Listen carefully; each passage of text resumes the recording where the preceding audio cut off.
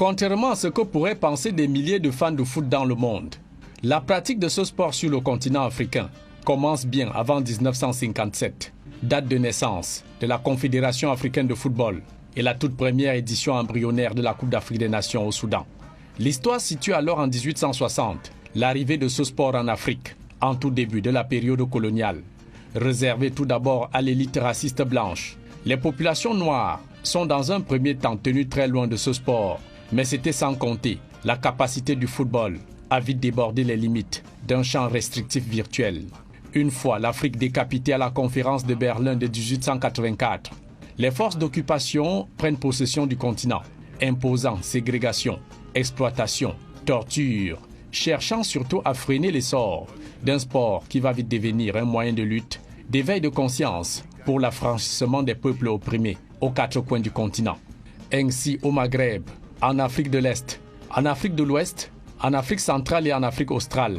les administrateurs coloniaux blancs et les missionnaires usent de la force et tout type de ruse pour détourner les Africains de ce moyen d'expression qui bouscule tout sur son passage, notamment le complexe d'infériorité de sous-hommes.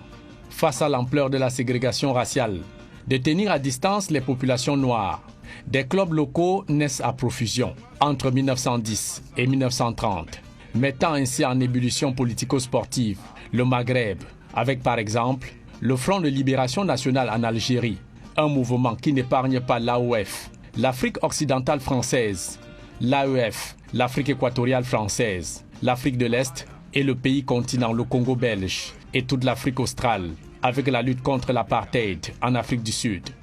Dans la série de reportages qui va suivre, Equinox Télévision va vous emmener au cœur des hauts et des bas d'un sport, le football, dont son appréciation et sa pratique dans plusieurs pays d'Afrique ont secoué tout un continent, bousculé les lignes de la colonisation de 1884 jusqu'aux indépendances de façade courant la décennie 1960.